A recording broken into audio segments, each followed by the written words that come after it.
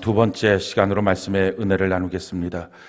우리가 구원을 받은 성도라고 한다는 사실을 깨닫고 또 그 구원의 가치가 무엇인지 또 하나님이 우리를 구원하심으로 우리를 어떻게 바꾸시는지를 분명히 알게 되고 또 이 구원받은 사람으로서 하나님의 가정인 교회 안에서 우리가 어떻게 자라나야 할 것인지 이걸 알게 되면 평생에 시험 들지 않습니다. 아마 여러분들 중에 예수 믿으면서 교회 생활하면서 시험 들기도 하고 또 흔들리기도 하죠 라고 하는 생각을 갖고 계실 텐데 그렇지 않습니다. 예수 믿는 이 일은 몰라서 흔들리는 것입니다. 그래서 바른 지식을 갖는다면 평생의 신앙생활이 요동치지도 않고요. 또 날마다 어디로 가야 될지 방향 감각을 상실하지도 않고 진보할 수가 있습니다. 그래서 구원론, 교회론 이 두 가지에 대한 바른 지식을 갖는 것이 매우 중요합니다. 구원이 무엇입니까? 오늘 한 10시간이 넘도록 매 10주가 넘도록 증거되었던 구원에 대한 말씀에 대한 오늘 총정리를 좀 하려고 합니다. 구원이 무엇입니까? 헬라어로 소테리아 이렇게 말하는데 건져냄을 받았다라는 말입니다. 건져냄을 받았다라고 하는 말은 어디서 건져내서 어디로 옮겨졌다 하는 말이 포함되어 있어야 구원에 대한 지식이 있는 것입니다. 어디서 옮겨졌습니까? 세상 나라에서 옮겨져서 하나님 나라의 백성으로 바뀌어진 것입니다. 마귀의 종에서부터 옮겨져서 하나님의 자녀가 된 것입니다. 죄의 종으로 살던 내가 하나님의 의가 된 것입니다. 이처럼 구원이라고 하는 것은 우리의 나라가 바뀌고 소속이 바뀌고 그리고 나서 우리 자체의 신분이 바뀌어진 것, 이게 구원입니다. 그래서 구원은 살면서 무엇인가 큰 횡재를 한 것 같은 무엇인가를 얻은 게 아니라 내 인생 자체가 바뀌어진 것입니다. 그래서 성경은 새로운 피조물이라고 말합니다. 나의 소속도 바뀌고 나의 신분도 완전히 바뀌어진 것, 옛사람의 것들은 다 죽고 새로운 사람으로 태어난 것, 그런즉 그리스도 안에 있으면 새로운 피조물이라. 이전 것은 다 지나갔으니 보라 새 것이 되었도다. 이것이 구원받은 삶의 모습입니다. 성경이 우리에게 이렇게 말합니다. 골로새서 1장 13절 우리가 한번 한 목소리 한번 읽어볼까요? 시작. 그가 우리를 흑암의 권세에서 건져내사 그의 사랑의 아들의 나라로 옮기셨으니. 자, 구원은 이처럼 나라 자체가 바뀌어진 것입니다. 내가 속해 있는 나라가 세상 나라, 마귀의 나라, 흑암의 권세의 나라에 있었는데 여기서 건져내어서 나는 하나님 나라의 백성으로 바뀌어졌다. 예수 그리스도의 나라로 내 삶의 터전이 바뀌어졌다라는 것입니다. 뿐만 아니라 내 신분 자체가 바뀌어지죠. 고린도후서 5장 21절 우리가 한번 한 목소리 읽어볼까요? 시작. 하나님이 죄를 알지도 못하신 이를 우리를 대신하여 죄로 삼으신 것은 우리로 하여금 그 안에서 하나님의 의가 되게 하려 하심이라. 그렇기 때문에 나는 더 이상 죄인이 아니라 의인이다라는 것입니다. 많은 그리스도인들이 구원받고 난 다음에도 이 몹쓸 죄인이라고 자기를 말합니다. 물론 겸손한 표현일 수는 있습니다. 그러나 성경적이지 않습니다. 내가 하나님 안에서 구원받았다면 의인이 되었다라는 것입니다. 나는 깨끗함을 받은 하나님의 의입니다 라고 고백하는 것이 가장 중요합니다. 이렇게 된 것은 우리의 공로로, 우리의 의로 된 것이 아닙니다. 우리의 노력으로 된 것이 아니라 하나님의 은혜요, 예수님의 십자가의 공로인 것입니다. 십자가의 그 모진 고난을 받으셔서 그 십자가를 성경은 두 가지로 표현하는데, 한 가지는 그것이 유월절 양이 되셨다라는 것입니다. 유월절 어린 양이라고 하는 것은 430년 이스라엘이 종살이하다가 마지막 해방을 받는 그 밤에 유월절 날이었었는데, 그 밤이 임방과 문설주의 어린 양의 피를 바른 집은 그 죽음의 천사가 넘어가서 그 집은 구원을 받고, 그렇지 못한 집은 장자가 다 죽는 이 사망의 권세가 휩싸였을 때 거기서부터 임방과 문설주의 어린 양의 피를 바른 집은 살아난 것입니다. 그래서 애굽의 종으로 있던 이스라엘이 하나님의 약속의 땅 가나안 백성으로 바뀌어진 것입니다. 이렇게 나라가 바뀌어진 것, 이게 바로 예수님의 십자가 유월절 양이 되신 것이다 라고 설명합니다. 또 한 가지는 속죄제물이 되셨다라는 것입니다. 속죄제물이 되셨기 때문에 나의 죄와 저주와 가난과 질병을 예수님이 담당하고 죽으시고 예수님의 의와 거룩함과 구원함과 지혜를 우리에게 주신 것입니다. 완전히 예수님 때문에 내가 그래서 이 죄인이 하나님의 의인으로 바뀌어지게 된 것입니다. 이건 전적인 하나님의 은혜요, 예수님의 십자가의 공로입니다. 이 공로를 믿음으로 말미암아 구원함을 받습니다. 그런데 우리가 이 믿음으로 말미암아 구원함을 받는다라고 하는 말을 좀 더 자세하게 우리가 알아야 합니다. 이게 바로 구원받음에 대한 핵심 키포인트이기 때문에 그렇습니다. 믿음으로 구원을 받는다라고 말할 때 자꾸 구원을 받는다 이렇게 말하니까 꼭 보험증서 받는 것처럼 자기도 모르는 사이에 그렇게 착각을 합니다. 그래서 예수님께서 구원받음이라는 것이 무엇인지를 예수님만이 쓰시는 용어로 우리에게 분명히 가르쳐 주셨습니다. 그것이 바로 거듭남입니다. 거듭남이라고 하는 단어는 그 전에 아무도 쓰지 않았고요. 그 후에 오직 예수님의 수제자였던 베드로만이 베드로 후서 전서에 그 거듭남이라는 단어를 사용했습니다. 예수님이 사용하신 단어입니다. 이 거듭남이라고 하는 말은 두 번째 태어나는 것입니다. 지금 우리가 육체로 한번 태어났죠. 이거 갖고 안 되고 이 육체의 삶은 이제는 죄의 삶은 죽고 그리스도 안에서 새롭게 태어나는 것, 거듭남, 두 번째 태어남, 중생, 이게 바로 구원이다라고 말씀하셨습니다. 그렇다면 이 구원, 거듭남이라고 하는 것이 무엇이냐? 여러분들이 지금까지 혹시 신앙생활하면서 자기가 구원에 대한 생각을 갖고 있었던 것, 또 어떻게 다른 목사님한테 얻듯 들었던 것, 자기가 알고 있는 대충의 지식들, 이걸 다 내려놓으셔야 합니다. 잘못된 지식을 갖고 있어서 사실은 구원받지 못했는데 구원받은 사람이라고 착각하며 평생 살다가 주님 앞에 섰을 때 내가 너를 도무지 알지 못하겠다, 이런 말을 들을 수 있습니다. 평생의 교회 안에서 열심히 봉사하고 신앙생활 했는데 기도해서 심지어 응답도 받고 능력도 받았는데 주님이 마태복음 7장 21절에 내가 너를 도무지 알지 못하겠다, 나는 너를 낳아본 적이 없어 라고 말씀하실 수도 있습니다. 왜냐하면 우리가 잘못된 구원론에 대한 지식을 갖고 대충 구원 받았지 라고 자기가 그냥 우격다짐으로 믿고 살았기 때문에 나타난 현상들입니다. 구원은 정확하게 알아야 됩니다. 가장 권위 있는 것, 예수님이 구원받음에 대해서 뭐라고 말씀하셨는지 이걸 우리가 분명히 알고 그대로 내가 정말 구원받았는지 점검해 봐야 합니다. 예수님이 하루는 니고데모라고 하는 이 산헤드린 공의회 회원이 와서 밤에 예수님께 묻습니다. 어떻게 하면 내가 구원을 받습니까? 어떻게 하면 내가 하나님 나라에 들어갈 수 있습니까? 그걸 예수님께 묻습니다. 그 니고데모라고 하는 사람은 입법, 사법, 행정의 중심이었던 산헤드린의 회원이었고 또 뿐만 아니라 그 당시 유대인들의 선생, 랍비였습니다. 근데 그에게 예수님 말씀하십니다. 어떻게 하면 구원을 받느냐? 어떻게 하면 하늘나라에 들어가느냐? 너 거듭나야 돼 라고 주님 말씀하십니다. 자, 요한복음 3장 3절로 6절까지 우리 같이 한번 한 목소리 한번 읽어볼까요? 시작. 예수께서 대답하여 이르시되 진실로 진실로 내게 이르노니 사람이 거듭나지 아니하면 하나님의 나라를 볼 수 없느니라. 니고데모가 이르되 사람이 늙으면 어떻게 날 수 있사옵나이까? 두 번째로 모태에 들어갔다가 날 수 있사옵나이까?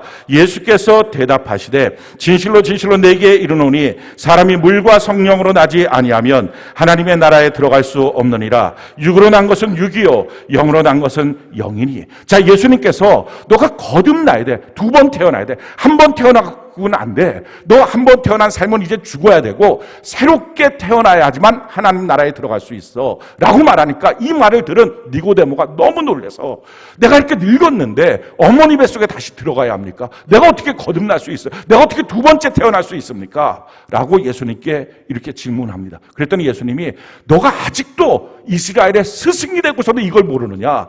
물과 성령으로 거듭나야지만 하나님 나라에 들어간다 라고 말씀하시면서 육은 육이요 영은 영이다 라고 말씀하십니다.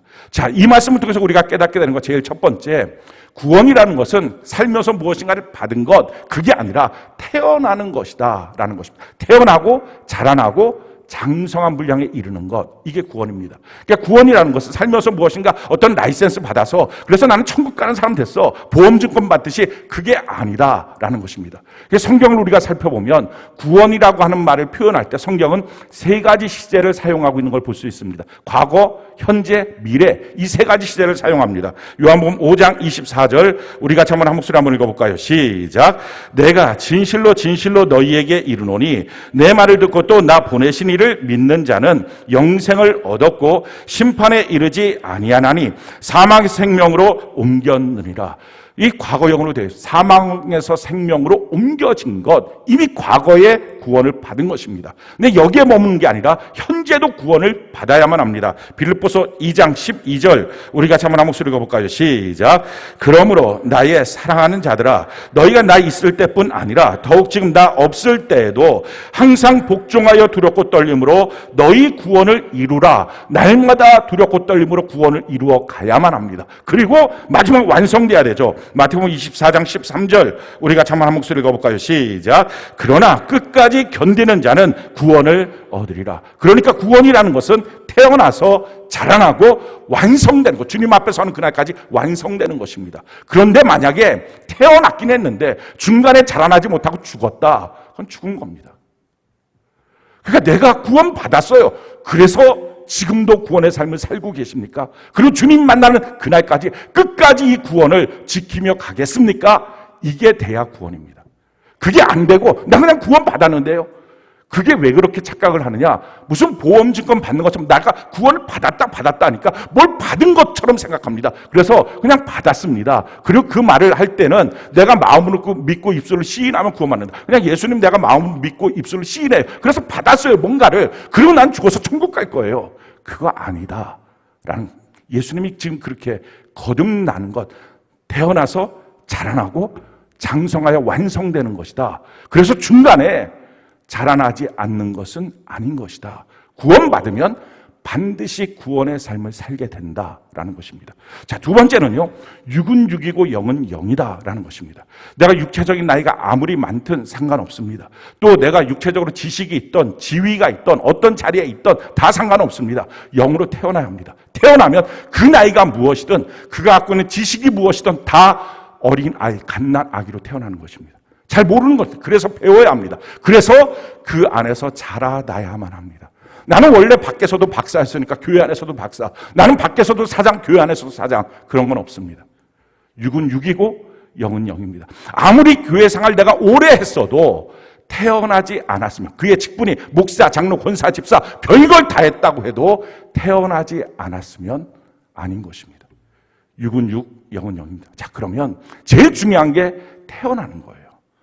내가 예수 믿고서 태어나는 것, 태어나야 그 다음부터 자라남도 있고 장성함도 있는데, 태어나는 것 어떻게 태어나느냐? 예수님 말씀하십니다. 물과 성령으로 거듭나는 것이다 라는 거예요. 성경은 성경이 해석합니다. 성경을 사람들이 사사롭게 해석하지 못하도록 했습니다. 성경은 제가 창세기부터 요한계시록까지 여러분들이 아마 치밀하게 읽으시면 알 겁니다. 성경은 수학 공식 같아요. 딱딱 떨어져요. 그래서 성경은 사람이 자기 마음대로 이렇게 해석하고 저렇게 해석하고 자기 마음대로 해석할 수 있도록 만들어 놓은 책이 아닙니다.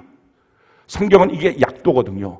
진리의 책이라고 그러잖아요. 진리의 책, 약도라는 게 뭡니까? 누가 봐도 명확하게 갈 수 있어야 됩니다. 그래서 디모데후서 3장 15절에 보면 이 하나님의 말씀을 읽는 자는 구원의 길이 그 안에 있고 또 교훈과 책망과 바르게 함과 의로 교육하기에 충분해서 하나님의 사람으로 온전케 만드는 능력이 그 안에 있다, 그런 것입니다. 그래서 성경은 허투루 읽으니까, 대충 읽으니까, 자기 욕심 따라 읽으니까 자기 마음대로 이렇게 해석 저렇게 해석을 하는 것입니다. 그럴 수 없습니다. 성경은 성경이 정확하게 해석하게 합니다.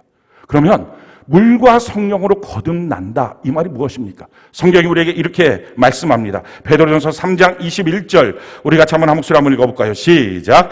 물은 예수 그리스도께서 부활하심으로 말미암아 이제 너희를 구원하는 표니 곧 침례라. 이는 육체의 더러운 것을 제하여 버림이 아니요 하나님을 향한 선한 양심의 간군. 물이 뭐라고요? 이것이 구원하는 표다. 그러니까 물과 성령으로 거듭난다, 이 말이 정말 물이라고 하는 것은 우리를 구원하는 분명한 표식인데, 그게 바로 뭐냐면은 침례다라는 것입니다.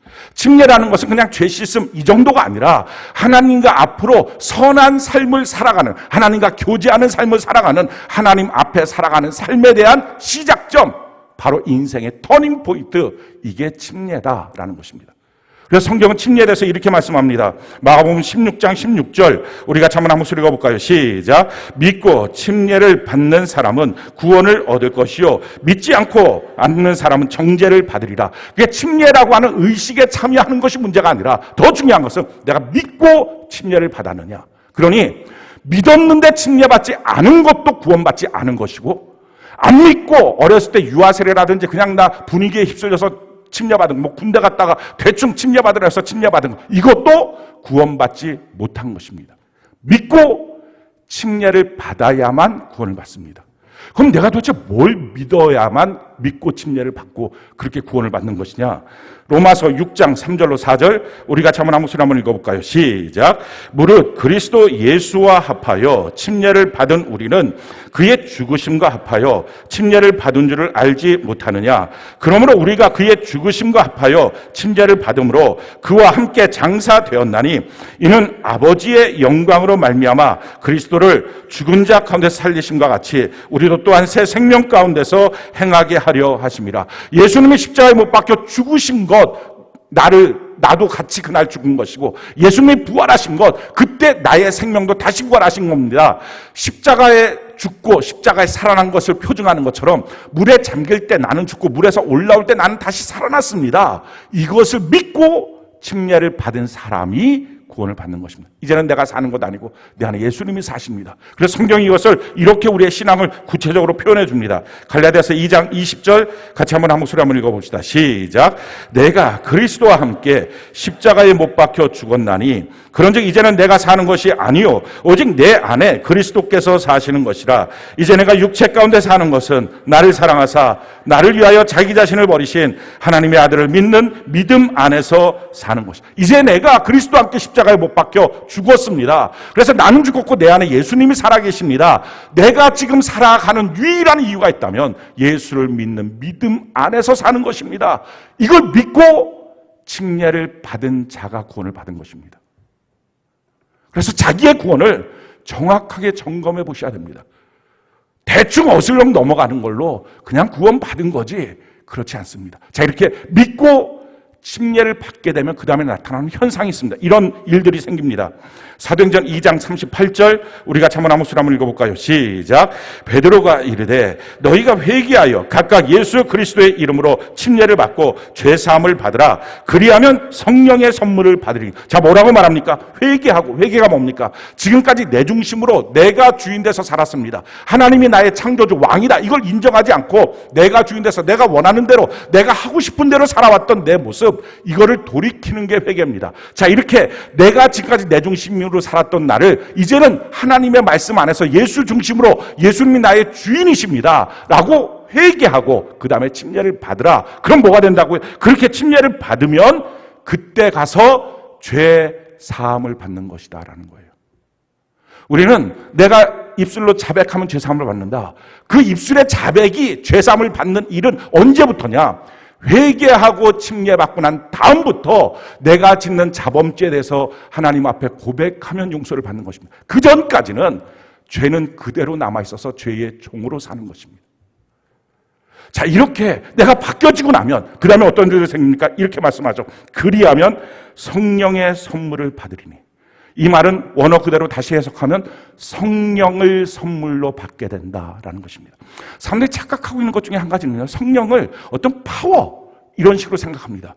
물론 성령 안에서는 파워, 어떤 능력, 현상들이 있습니다. 그러나 더 우리가 알아야 될 것, 성령은 하나님이십니다. 삼일체 하나님, 천부 하나님, 하늘에 계신 아버지 하나님께서 모든 인생의 계획을 세우시고 성자 예수님께서 그것을 실행하시고 십자가에 못 박혀 죽으시고 실행하시고 그 사실을 우리에게 와서 이것이 믿어지도록 역사하시는 분이 제3위 성령 하나님이십니다. 그래서 나타나는 현상이 뭐 방언도 있고 또 어떤 능력도 있고 능력 해감도 있고 등등의 여러 가지가 있지만 사실 그것은 굉장히 지엽적인 부분이고 성령이 오시면 가장 중요하게 나타나는 현상은 하나님이 이루신 일들, 예수님이 이루신 일들, 하나님의 모든 말씀이 내가 보지 않아도 본 것 이상으로 믿어져서 그 말씀 앞에 목숨을 겁니다. 그래서 순교가 되는 거예요. 나는 너무 믿어지니까 그게 믿어짐 가운데. 그러니 내가 성령을 받고 나면요, 성경 66권 중에서 모르는 말씀은 있어도, 아직 이해가 되지 않은 말씀은 있어도 못 믿을 말씀은 단 하나도 없습니다. 그게 성령 받음이에요. 성령 하나님께서 이렇게 역사하시죠. 요한복음 16장 13절로 14절 우리 같이 한번 한 목소리 한번 읽어볼까요? 시작. 그러나 진리의 성령이 오시면 그가 너희를 모든 진리 가운데로 인도하시리니 그가 스스로 말하지 않고 오직 들은 것을 말하며 그가 스스로 오직 들은 것을 말하며 장래 일을 너희에게 알리시리라. 그가 내 영광을 나타내리니 내 것을 가지고 너희에게 알리시겠습니다. 어떤 새로운 것을 말씀하시는 것이 아니라 예수님이 행하신 모든 일들, 예수님이 말씀하신 모든 말씀, 하나님의 모든 말씀을 내 안에서 성령께서 교사가 되어서 성령이 말씀해 주시고 가르쳐 주시니 그게 다 믿어져 버리는 거예요. 이게 성령의 역사예요. 그러니 구원받았다는 게 뭡니까? 거듭났다는 것은 하나님의 말씀이 다 믿어진 거예요. 이 말이 오해하지 말아야 될 것은 그냥 그 말씀대로 다 산다. 아직 그렇지 못할 수는 있어요. 그런데 무슨 말인지 다 알아요. 다 믿어져요. 어떻게 그 일이 생겼어요? 회개하고 이제는 내 중심 아니라 하나님 중심으로 내 중심을 받고 예수님이 나의 주인이십니다. 이걸 정말 믿고 침례를 받고 그러면 그때 지금까지의 모든 죄는 다 사함받고 그렇게 사함이 받아져야 거룩한 영이신 성령께서 내게 오셔서 하나님의 말씀 전체를 믿어지게 만드는 물과 성령의 역사가 나타나면 거듭남이 있다는 거예요. 그게 구원이에요. 구원 받으셨습니까? 대충 구렁이 담 넘어가듯이 그냥 구원 받은 거지 교회 오래 다녔다고 알고는 지식이 있다고 구원이 아닙니다. 육은 육이고 영은 영입니다. 그래서 여러분들이 만약에 자기가 점검했는데 구원받지 못한 거라면 자기가 알잖아요. 주신 하나님과 자기가 알잖아요. 그럼 구원받는 길로 이제 인생의 행로를 바꾸셔야 합니다. 구원받지 못하면 아무것도 그 다음에는 없는 것입니다. 하나님과 나와의 관계는 아무것도 아닌 것입니다. 그러니 평생의 교회 안에서 선지자 노릇도 하고 능력도 행하고 나 귀신까지 쫓아냈음에도 불구하고 예수님이 말씀하십니다. 내가 너를 도무지 알지 못하겠다. 반드시 구원 받으셔야 합니다. 이 성경 이대로 받으셔야 합니다. 그러니까 예수님의 말씀 이상의 말씀이 뭐가 있어요? 자기가 자기 마음대로 나는 그냥 구원받았어. 왜 구원받았어? 기도가 돼. 구원받았어. 왜 구원받았어? 내가 기도했던 귀신도 떠나. 구원받았어. 왜 구원받았어? 내가 교회 안에서 인정받아. 성경 그거 다 소용없다는 것 아닙니까? 선지자 노릇, 능력을 행하고 귀신을 쫓아내고 내가 너를 근데 도무지 모르겠다. 구원받았느냐 하는 것입니다. 자, 그런데요. 이 구원받음에 대한 일에 대해서 사도 바울은 에베소서 1장 3절부터 12절까지 너무 놀라운 이건 감격의 사건이다라고 말합니다. 실제로 그렇지 않습니까? 이건 너무 놀라운 감격이에요. 그래서 하늘의 모든 신령한 복을 주신 사건이고 창세전에 나를 선택한 사건이고 또 뿐만 아니라 그것은 거룩하고 흠이 없게 나를 만드셔서 하나님의 자녀로 만드시고 그리고 나를 이제는 노래하는 자로 하나님을 찬송하는 자로 나의 인생을 바꾸셔서 탄식하고 슬퍼하는 자가 아니라 나의 삶을 바꿔주셨다. 죄사함을 해주시고 지혜와 총명을 내게 주시고 기업으로 삼아주셔서 절대 포기할 수 없는 존재로 하나님께서 나를 이끌어 가실 뿐만 아니라 내 인생을 주인께서 주인이 되어서 성공적인 삶으로 이끌어 가시고 영광의 찬송의 제목처럼 내 인생을 만들어 가실 것이다 라는 것입니다. 이게 너무 놀라운 감격이에요. 그렇게 생각을 하고 나면 날 구원하시기 위해서 예수님께서 십자가에 못 박혀 죽으시는 게 맞구나 라는 걸 우리가 인정하게 됩니다. 자기가 알잖아요. 나 같은 자가 누군지, 여러분들 각자가 누군지. 이런 내가 하나님의 기업이 되고 하나님의 자녀가 되고 하나님의 영광의 찬송으로 내 인생을 그렇게 송두리째 바꿔주신다고 한다면 이런 내가 그런 모습으로 바뀌어질 때 하나님의 생명이 예수님의 십자가의 그 피가 공급되지 않고 과연 내가 바뀌어질 수 있을까? 그러니까 예수님의 십자가로 나를 바꿔주셨다는 것이 너무 믿을 수 있고요. 거기다 한 걸음 더 나가서 그러니까 나는 정말 바뀌어지는 건 맞구나 하는 고백이 나오는 거예요. 천지 만물을 창조하실 때는 말씀으로 창조하신 하나님이, 사람을 지으실 때는 숨결로 지으신 하나님이 나같이 타락하고 방탕하고 완전히 망가진 나를 건져내어서 하나님의 자녀로 영광의 찬송의 제목으로 바꾸어 가실 하나님이라면 하나님의 생명이 지불되는 게 맞습니다 라는 고백이 나오죠. 그런데 너무 감사한 거예요. 왜 나 같은 자를, 하나님께 무슨 유익이 된다고 나를 위해서 그렇게 하나님 생명을 지불하셨습니까? 너무 고맙죠. 감사가 나오죠. 그러면서요, 한 가지 갈등이 생기는 거예요. 그렇게 성경은 분명히 약속하셨잖아요. 기업이다. 넌 영광의 찬송이 될 거야 라고 말씀하셨는데 왜 내 삶은 여전히 물론 예수 믿고 조금 변화된 건 있지만 죄도 또 짓고 또 방탕하고 또 옛사람의 모습은 왜 여전히 나타날까? 성경은 성경이고 왜 나는 나일까? 이런 갈등이 생기는 거예요. 그래서 어떤 사람들은 이 갈등 때문에 힘들어서 성경에 있는 약속을 다 밀어버렸어요. 죽고 나면 된다. 그러니까 지금은 기업, 아니 죽고 나면 기업 되고, 지금은 영광의 찬송, 아니 죽고 나면 되고, 아니 살아서도 못 본 걸 죽고 난 다음에, 그 사람이 죽고 난 다음에 뭐가 어떻게 되는지 누가 알겠어요. 그러니까 사실은 성경에 보면 기업이 되었다 과거형인데 자기 멋대로 다 미래로 밀어놓은 것입니다. 왜요? 갈등되니까. 성경은 그런데 내 삶은 안 그러니까. 그래서 이게 과연 뭘까 하는 갈등이 있는 것입니다. 왜 이런 문제가 생겼을까요? 이유는 두 가지예요. 제일 첫 번째, 실제로는 구원을 안 받아서 그래요. 구원을 믿음으로 받는 건데 그냥 교회에 오래 나와서 많이 들어서 익숙함으로 자기가 구원받았다고 착각하니까 하나님의 말씀이 자기 안에 이루어지지 않는 것입니다. 그래서 성경은요, 자기 자신을 좀 점검해 보라는 거예요. 성경이 이렇게 말합니다. 고린도후서 13장 5절, 우리 같이 한번 한 목소리 한번 읽어볼까요? 시작. 너희는 믿음 안에 있는가? 너희 자신을 시험하고 너희 자신을 확증하라. 예수 그리스도께서 너희 안에 계신 줄을 너희가 스스로 알지 못하느냐? 그렇지 않으면 너희는 버림받은 자니라. 스스로 확인해 봐야 돼요. 테스트해 봐야 돼요. 정말 내가 믿는 거야? 내가 하나님 말씀 정말 다 믿는 거야? 모르는 것은 어쩔 수 없어도, 아직 이해가 안 되는 것은 또 어쩔 수 없어도 내가 하나님의 말씀 다 믿고 있어? 선포되는 말씀 다 믿고 있어? 이걸 점검해 보셔야 돼요. 내가 정말 믿음 안에 있는지. 그게 아니라면 구원을 받지 않았을 수 있어요. 익숙함으로. 그렇다면 빨리 구원의 길을 걸어가야 합니다. 두 번째는요, 아무리 생각해봐도 다 구원받은 게 맞는 거예요. 정말 하나님의 말씀이 믿어져서 나는 죽었고 내 안에 예수님이 살아계시고 예수를 믿는 믿음으로 내가 살겠습니다 결정하고 나 침례받았고, 그리고 성령으로 말미암아 하나님의 말씀 전체가 믿어진 건 맞는데, 비록 이렇게 살지는 못해도 이 말씀 다 믿어져요. 정말이에요. 하나님 나 이 말씀 그대로 믿어요. 이럴 수 있어요. 그런데 왜 분명히 구원은 받았는데 성경에 약속하신 구원의 삶은 내 삶에 없을까?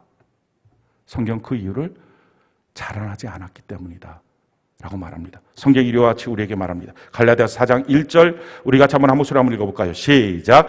내가 또 말하노니 유업을 이을 자가 모든 것의 주인이나 어렸을 동안에는 종과 다름이 없어. 우리가 다 상속자고 하나님의 약속에 받은 하나님의 자녀임에도 불구하고 어렸을 때는 그 상속의 권한을 행사하지 못하는 종과 다름없는 존재다라는 것입니다. 어려서, 아직 장성하지 않아서, 아직 자라나지 못했기 때문에 하나님의 말씀이 내 안에 이루어지지 않은 것이다 라는 것입니다. 그래서 정말 구원받고 나잖아요. 그럼 자라남에 대한 열망이 아주 마음속에 꽉 찹니다. 하나님의 말씀을 알면 알수록, 읽으면 읽을수록 내가 더 성장하고 싶어, 더 자라나고 싶어요. 그 마음이 막 꽉 차는 거예요. 그래서 구원받았다고 하는데도 불구하고 자라남에 대한 열망도 없고 뭘 또 하라 그러나 이런 마음이 자꾸 들고 그냥 교회는 와서 예배 한번 드리고 가는 거지 나는 사회생활에 바빠요 라고 갖고 있다면 구원에 대한 잘못된 지식이거나 아니면 구원받지 못했을 가능성이 매우 높습니다. 다시 말씀드립니다. 구원 못 받았으면 아무것도 아닙니다. 반드시 구원의 길로 가셔야 합니다. 어떻게 해요? 믿음을 갖고 침례받고, 그러고 나면 그 다음부터는 성령께서 다 일해 주십니다. 그 다음부터는 죄사함을 주시고 성령이 임재하셔서 하나님의 말씀 한두 가지만 믿어졌던 그 말씀이 전체 말씀이 다 믿어지는 성령의 역사가 나타나기 시작합니다. 그게 구원받음의 길이에요. 그래서 태어나는 거죠.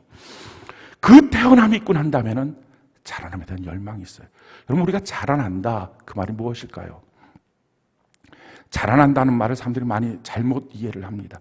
자기가 점점 커진다고 생각해요. 심지어는 이게 자기의 종교성이 커지는 것이 자라나는 거라고 생각해요. 그래서 막 뜨겁게 막 기도하고 눈물 펑펑 쏘고 막 찬송할 때 막 춤추면 찬송. 이게 지금 나쁘다는 말이 아니에요. 이거 너무 귀하고 좋은 것입니다. 성령의 감동 가운데 그렇게 할 수 있어요. 근데 그것 자체가 나의 자라남이라고 생각하는 건 오해입니다. 그건 종교적으로 커졌을 뿐일 수 있어요. 진짜 자라남은 뭐예요? 하나님의 파괴된 형상이 내 안에서 회복되는 게 자라남이에요. 하나님의 자녀됨이 회복되는 것. 그러면 하나님의 자녀됨이 회복되는 게 뭡니까? 내 안에 파괴된 것, 근본적인 원죄가 도대체 뭐예요? 하나님의 형상이 내 안에 박살나버렸어요. 그래서 나타난 나의 현상이 무엇입니까? 성경은 이렇게 우리에게 말합니다. 이사야 53장 6절, 우리 같이 한번 한 목소리 한번 읽어볼까요? 시작. 우리는 다 양 같아서 그릇 행하여 각기 제 길로 갔거늘 여호와께서는 우리 모두의 죄악을 그에게 담당시키셨도다. 아멘. 각기 제 길로. 하나님 우리를 함께하는 존재로 하나님께 순종하는 자로 창조하셨는데, 우리가 선악과를 먹어서 하나님과의 관계가 단절되고 난 다음에 그 다음부터 우리는 각기 제 길로 가는 것입니다. 그래서 우리가 이 자라남이라고 하는 것은요, 함께하는 영성을 갖는 것과 함께 우리가 순종하는 사람으로 바뀌어지는 것입니다. 순종이라고 말할 때 우리가 전에는 어디에 순종했습니까? 세상 풍조에 순종했어요. 내 마음과 내 육체가 원하는 대로 욕심을 따라 인생을 살았습니다. 근데 그렇게 살았던 우리가 이제 하나님 안에 구원받고 난 다음에는 하나님의 말씀을 믿습니다. 할렐루야. 그 말씀을 따라 우리의 영이 작용하면서 사는 것입니다. 이렇게 바뀌어진 거예요. 그래서 신앙생활할 때 꼭 필요한 것은요, 우리의 마음과 육체를 자꾸 통제하는 것입니다. 영으로. 하나님의 말씀을 받을 때. 하나님의 말씀을 받을 때 내 마음이 요란 떨지 못하게, 내 육체가 요란 떨지 못하게, 내 육체적 컨디션이 그걸 방해하고 뭐 이렇다 저렇다, 내 마음은 아직 안 느껴지는데요, 내 육체적인 삶에서는 하나님의 말씀 지금 잘 안 믿어지는데, 이렇게 하지 못하도록 이걸 눌러놓고 영으로 하나님의 말씀을 받는 것입니다. 많은 사람들이 교회 생활하면서도 자라나지 못하는 이유는 하나님의 말씀을 받을 때 아직 내 마음이 동의가 안 돼요. 이런 사람도 있고요. 내가 아직 이해되지 않아요. 또는 어떤 사람은 내 몸에, 내 붙어있는 환경 속에 아직 그 말씀이 나타나지 않았어요. 그래서 난 믿을 수가 없어요. 마음과 육체가 원하는 대로 살기 때문에 자라남이 없어서 설사 구원받아도 구원의 표징이 나타나지 않는 것입니다. 그걸 자꾸 누르고 하나님의 말씀을 영으로 받아서 영으로 살아가는 은혜가 있기를 바랍니다. 그리고 또 한 가지, 함께 하는 거죠. 성경 그래서 이것을 우리에게 이렇게 말씀합니다. 에베소 3장 6절, 우리 같이 한번 한 목소리 한번 읽어볼까요? 시작. 이는 이방인들이 복음으로 말미암아 그리스도 예수 안에서 함께 상속자가 되고 함께 지체가 되고 함께 약속에 참여하는 자가 됩니다. 혼자가 아니라 함께 하는 것입니다. 그래서 우리가 구원받고 난 다음에 어디서 자라나느냐, 이 자라남에 대한 장소를, 자라남에 대한 환경을 주신 것, 그게 바로 교회입니다.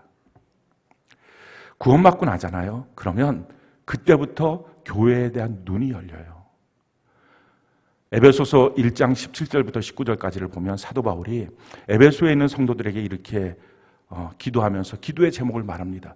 너희의 지혜와 계시의 영을 하나님이 주셔서 너희 마음 문을 열어서 너의 부르심의 소망이 무엇이며 또한 너의 기업의 영광의 풍성함이 무엇이며 너를 일으켜주시는 능력의 지극히 크심이 무엇인지를 너희가 바로 알았으면 좋겠다. 이게 지금 무슨 말이죠? 이게 구원에 대한 말이에요. 구원이 뭡니까? 나를 왜 불러주셨는지, 구원받음의 삶에 대한 기업의 영광의 풍성이 뭔지, 나를 완전히 송두리째 바꾸는 능력의 지극히 크심이 뭔지, 이걸 너의 마음의 눈이 열려서 봤으면 좋겠다, 알았으면 좋겠다, 구원에 대해서 분명했으면 좋겠다, 이 말을 합니다. 그러고 나서는요, 그 다음부터 사도 바울이 막 갈등하는 내용들이 나옵니다. 그럼에도 불구하고 하나님은 죽은 자를 살리심에도 불구하고 왜 나는 안 바뀔까 그 갈등을 하다가 마침내 그 말씀의 23절에 가서 말합니다.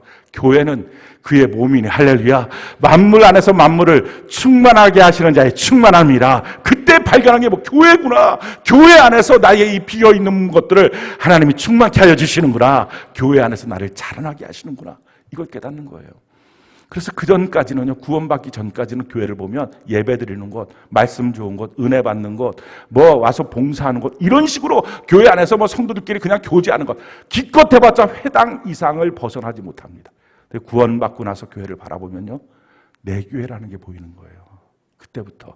왜 내 교회가 되느냐? 성경이 교회를 이렇게 설명을 하고 있어요. 교회가 뭐냐? 디모데전서 3장 15절, 우리가 한번 한 목소리 한번 읽어볼까요? 시작. 만일 내가 늦어지더라도 하나님의 가족 가운데서 사람이 어떻게 처신해야 하는지를 그대가 알게 하려는 것입니다. 이 가족은 살아계신 하나님의 교회요, 진리의 기둥과 터입니다. 하나님의 교회가 뭐라고요? 하나님의 가족이다. 이것이 바로 진리의 기둥과 터다라고 말합니다. 어린아이가 태어나면 가정 안에서 자라는 것처럼 하나님의 새로운 피조물로 우리가 태어나면 하나님의 가정인 교회 안에서 자라납니다. 이 땅에 얼마나 많은 가정이 있어요. 수많은 가족이 있습니다. 그러나 그 모든 가족이 내 가족은 아니잖아요. 내 가족 그 모든 것 중에 딱 하나예요. 아무거나 모든 가족이 다 가족이라고 아무데나 집에 들어가고 나 오늘 내 가족이니까 여기서 잘게요. 큰일 납니다. 마찬가지예요. 수많은 교회가 있어도 내 교회, 내 영혼의 안식처, 내가 자라나는 곳, 그건 하나예요. 그러면 그걸 이제부터 우리가 찾아다녀야 되잖아요. 아니에요. 하나님 정확하신 분이에요. 하나님의 인도하신 가운데 오늘 이 시간 우리가 이곳에서 예배를 드리는 것입니다. 그래서 여기에 뿌리를 내리고 자라나야 한다라는 것입니다. 악한 마귀는 계속 둥둥 떠다니게 만듭니다. 떠다니지 마십시오. 뿌리를 내리고 주님 나를 이곳에 불러주셨으니 내가 여기서 자라나겠습니다 하는 고백을 갖고 주님 안에서 잘 자라나서 하나님의 말씀 전체가 내 안에 이루어지는 그런 삶이 되는 역사가 있기를 바랍니다. 자, 그렇다면 이 교회 하나님의 가정인데요, 우리를 양육하고 자라나게 하기 위해서 이 교회 안에 하나님이 모든 것을 다 주신 거예요. 교회에 대한 눈이 열리고 나면 야, 교회가 이런 곳이구나, 교회 안에 하나님이 다 주셨구나, 그게 눈으로 보여지는 거예요. 우리가 지금 2주 간격으로 지지난주와 지난주에 한 텀으로 교회가 무엇인지 교회 2를 우리가 말씀 들었어요. 오늘 또 다음 주 교회 2, 또 7월 달에 첫째, 둘째 주 교회 3, 또 셋째, 넷째 주 교회 4, 이렇게 교회에 대한 4가지에 대해서 성령이 말씀하고 있는 것을 통해서 교회가 도대체 뭔지, 하나님의 가정이 교회 안에 하나님이 도대체 무엇을 그 교회 안에 두셨는지, 그래서 우리를 교회 안에서 자라나는 것, 이게 완전하게 이 땅에 필요한 모든 것이 공급되고 영원한 천국에 들어갈 수 있는 사람으로 만들어 주신다는 것이 성경을 보게 되면 깨달아집니다. 우리가 먼저 지지난주에 교회가 뭐냐, 주님이 세우신 주님의 교회고 음부의 권세가 이기지 못하는 것이 교회라고 말씀드렸어요. 왜 그렇습니까? 예수님의 몸이니까. 교회는 예수님의 몸입니다. 그러니 어떤 존재가 와서 예수님의 몸을 향해서 공격할 수 있어요? 세상에 가장 안전한 것, 그게 교회예요. 수많은 사람들이 불안해서 교회를 못 나오죠. 두려워서 교회를 못 나옵니다.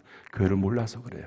구원받은 성도는 눈이 열려서 교회가 세상에서 가장 안전한 것이구나, 할렐루야. 그래서 교회로 모이는 것입니다. 주님의 부르심 앞에 모이는 것입니다. 그래서 모이기를 힘쓰고요, 한몬됨을 누리고요, 그 안에서 특별히 주일 성수의 신앙, 내 평생 주일날 예수님처럼 이렇게 내 성전에서, 내 교회에서 하나님 앞에 사람을 살리는 날로, 예배드리는 날로 살아가겠습니다 라고 고백하며 신앙생활을 하는 것, 그 안에서 가장 안전함을 누릴 수 있습니다. 두려워하지 않는 인생을 삽니다.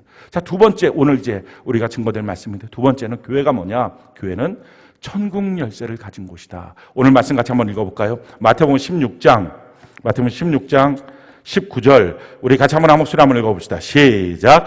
내가 천국 열쇠를 내게 주리니 내가 땅에서 무엇이든지 매면 하늘에서도 매일 것이요, 내가 땅에서 무엇이든지 풀면 하늘에서도 풀리리라 하시고. 자, 교회 안에 무엇을 주셨습니까? 천국을 여는 열쇠를 주셨다 하는 것입니다.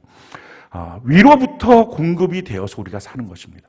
이 땅에 욕심 부려서 우리가 사는 게 아니에요. 하나님 앞에 이 땅에 살아갈 수 있는 모든 것들은 다 하늘나라에서부터 하나님이 우리에게 공급해 주십니다. 성경이 우리에게 이렇게 말합니다. 야고보서 1장 14절로 17절, 우리가 한번 한 목소리 한번 읽어볼까요? 시작. 오직 각 사람이 시험을 받는 것은 자기 욕심에 끌려 미혹됨이니 욕심이 잉태한 즉 죄를 낳고 죄가 장성한 즉 사망을 낳느니라. 내 사랑하는 형제들아, 속지 말라. 온갖 좋은 은사와 온전한 선물이 다 위로부터 빛들의 아버지께로부터 내려오나니 그는 변함도 없으시고 회전하는 그림자도 없으시니라. 하나님이 위로부터 우리에게 이 땅에 필요한 모든 것들, 이 세상에 살 수 있는 모든 것들을 하나님이 주신다 하는 것입니다. 신명기 28장 12절로 13절, 우리가 한번 읽어볼까요? 시작.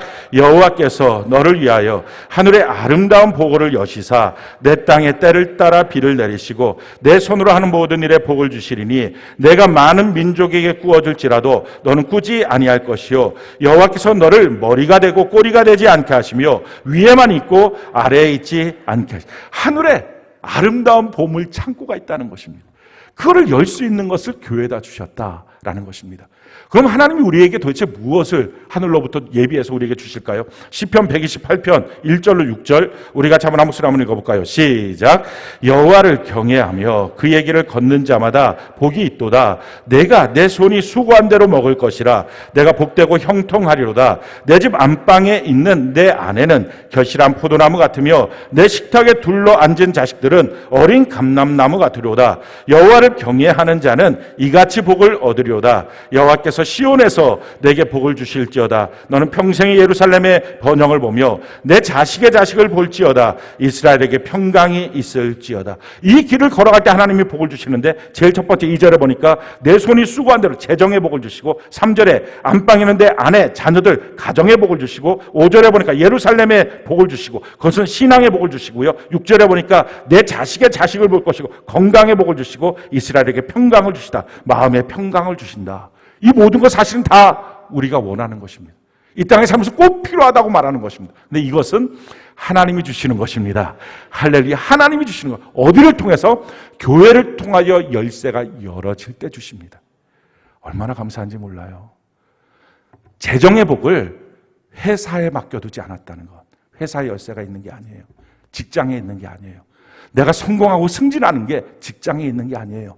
내가 공부해서 더 멋진 사람이 되는 것 학교에 있는 게 아니에요. 가정에 있는 게 아니고요. 내 자신에게 있는 게 아니에요.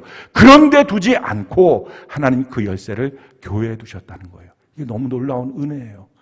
교회에 두셔서 교회에서 열면 너의 삶에 필요한 재정의 복도, 가정의 복도, 또 마음속에 있는 은혜의 복도 뿐만 아니라 건강의 복도, 마음의 평강의 복도 다 하나님이 주시겠다라는 것입니다. 왜 그렇게 하셨는지 이유를 알면요, 너무 감사할 수밖에 없어요. 먼저는 교회 안에서 그럼 어떻게 그 열쇠를 열까? 우리가 이번 주와 다음 주에 걸쳐서 이 내용을 좀 구체적으로, 오늘 간단하게 서론만 말씀드리고 다음 주에는 어떻게 여는 것인지, 무엇을 하면 안 되는지, 무엇을 해야 되는지 그 내용을 좀 구체적으로 말씀을 드리려고 합니다. 먼저 가장 중요한 서론, 어떻게 하면 도대체 이 열쇠를 열까? 주인 정하기예요. 성경이 우리에게 이렇게 말합니다. 마태복음 6장 24절, 우리가 한번 아무 소리 한번 읽어볼까요? 시작. 한 사람이 두 주인을 섬기지 못할 것이니 혹 이를 미워하고 저를 사랑하거나 혹 이를 중히 여기고 저를 경히 여김이라. 너희가 하나님과 재물을 겸하여 섬기지 못하느니라. 하나님과 재물을 겸하여 섬기지 못한다. 하나님을 너의 주인으로 모셔야 된다 하는 것입니다. 교회 안에 주셨으니까 너무 당연하게 교회 안에서 뭐합니까? 하나님을 예배하고 하나님을 섬기고 그 은혜의 공간이기 때문에 당연히 하나님을 섬기면서 하나님을 주인으로 삼으면서 그 열쇠가 열어지게 된다라는 것입니다. 왜 교회 안에 두셨을까요? 이 인생 성공의 열쇠를, 인생 사는 모든 재정의 복의 열쇠를, 강건의 복을, 또 가정 안에서 부부관계의 복을, 자녀의 복을, 또 육신의 건강과 마음의 평강의 복을 왜 다 교회 안에 두셨을까요? 이유는요, 돈이 얼마나 필요한지, 건강이 얼마나 필요한지, 인생의 성공이 얼마나 필요한지 하나님이 아세요. 마찬가지로 마귀도 알아요. 아니까 그걸 갖고 평생 우리를 유혹하는 거예요. 평생 돈에 끌려다니게 만들어서, 그래서 지옥 가게 하는 거예요. 마귀가 하는 방식은 딱 두 가지입니다. 염려와 탐심입니다. 그러니까 내가 하나님을 주인으로 모시지 못했을 경우에 나타나는 현상은요, 내 마음에 염려와 탐심이 떠나지 않습니다. 성경이 우리에게 이렇게 말합니다. 누가복음 21장 34절, 우리 같이 한번 목소리 한번 읽어볼까요? 시작. 너희는 스스로 조심하라. 그렇지 않으면 방탕함과 술취함과 생활의 염려로 마음이 둔하여지고 뜻밖의 그날이 덫과 같이 너희에게 임할. 자, 염려 때문에 마음이 둔하여져서 지옥 가는지도 모르고 지옥 간다는 것입니다. 돈에 대한 염려가 있습니까? 건강에 대한 염려가 있습니까? 가정에 대한 염려가 있고 자녀에 대한 염려가 있습니까? 그 염려가 무엇입니까? 마귀가 지금 나를 끌고 가는 방식입니다. 마귀가 끌고 가는 또 하나의 방식, 그건 탐심입니다. 골로새서 3장 5절, 우리가 한번 한 목소리 한번 읽어볼까요? 시작. 그러므로 땅에 있는 지체를 죽이라. 곧 음란과 부정과 사욕과 악한 정욕과 탐심이니 탐심은 우상 숭배니라. 자꾸 욕심을 부려서 결국은 나로 하여금 우상을 따르게 만드는 일을 합니다. 그게 지금 우리로 하여금 선택하라는 것입니다. 교회 안에 이걸 주심으로 내가 회사에 만약에 재정에 대한 복의 열쇠가 있다면 우리도 모르는 사이에 회사에서 조금만 더 그러면 내가 이 돈을 조금 더 벌지 그렇게 하는 마음을 갖게 만들어서 결국은 돈밖에 안 보이게 만들어서 염려와 탐심으로 나도 모르게 하나님을 잊어버리고 지옥 가게 하는 거예요. 마찬가지로 가정 안에 가정의 행복의 열쇠를 만약에 줬다면 우리가 얼마나 가정 안에서 남편에게, 아내에게, 자녀에게 거기에 막 집중할 것입니다. 그러다가 보니까 그 안에서 염려가 생기고 그 안에서 또 다른 욕심이 생기고 그러다가 결국은 나도 모르게 하나님을 잃어버리고 지옥 가는 것입니다. 이게 마귀가 원하는 거예요. 하나님이 우리에게 주시는 복은 이런 복입니다. 잠언 10장 22절 우리가 잠언 한 목소리 한번 읽어볼까요? 시작. 여호와께서 주시는 복은 사람을 부하게 하고 근심을 겸하여 주지 아니하십니다. 염려하는 것, 탐심, 걱정 이것 없는 복을 하나님 주십니다. 하나님 중심으로 서 있어야 하는 것입니다. 교회 안에 이 모든 복을 주신 것입니다. 그래서 교회 안에서 하나님을 바라보며 하나님이 말씀하시는 신앙생활을 제대로 하는 사람에게 자라나게 하는 것입니다. 우리 신앙생활이 하나님이 나를 구원시켜 주셨는데 이 구원의 자라남이 어느 때 주춤하고 자라나지 못합니까? 두려워서 그래요. 요즘 좀 코로나 같은 거 일어나면 두려워서 그냥 예배를 패하고 못하는 거예요. 그러니까 교회가 얼마나 안전한 곳인지를 깨달으면 주님의 몸이 얼마나 안전한 곳인 것을 믿게 되면 그걸 이기고 신앙생활에 자라남이 있습니다. 요즘에 얼마나 많은 사람들이 신앙에 자라남이 없고 다 무너졌습니까? 또 한 가지 재정적인 문제입니다. 건강의 문제입니다. 이것 때문에 염려되고 걱정돼서 신앙생활을 하다가 그냥 주춤하고 넘어집니다. 그런데 이게 교회 안에 있다는 것입니다. 하나님이 주시는 것이라는 거예요. 그러니까 여기에 주춤거리지 말고 믿음으로 전진하여 나가라는 것입니다. 그러면 하나님 안에서 충만하게 공급받는다라는 것입니다. 모든 복은 하나님이 주십니다. 어디를 통해서? 교회를 통하여 천국의 열쇠를 열면 내 머리 위에 있는 아름다운 보물 창고에서 내 삶에 필요한 모든 것들을 하나님 주십니다. 그것을 분명히 믿고 사는 것, 이것이 교회 생활이고요. 이럴 때 자라남에 대한 원리 가운데 잘 자라날 수 있습니다. 사랑하는 성도 여러분, 그냥 단순하게 복 받으면 좋지 이 차원이 아닌 거예요. 먼저는 구원 꼭 받으셔야 해요. 구원의 길로 들으셔야 해요. 그리고 교회 안에서 이제는 자라나야 합니다. 돈 때문에 멈춰서지 마세요. 건강 때문에 멈춰서지 마세요. 인생의 성공 때문에 멈춰서지 마세요. 두려움 때문에 멈춰서지도 마세요. 믿음 안에서 더 전진하십시오. 자라나면 다 해결된 문제예요. 자라나면 주의 영광을 볼 수 있습니다. 우리가 주님 안에 더 자라나는 은혜가 넘치기를 예수님 이름으로 축원합니다.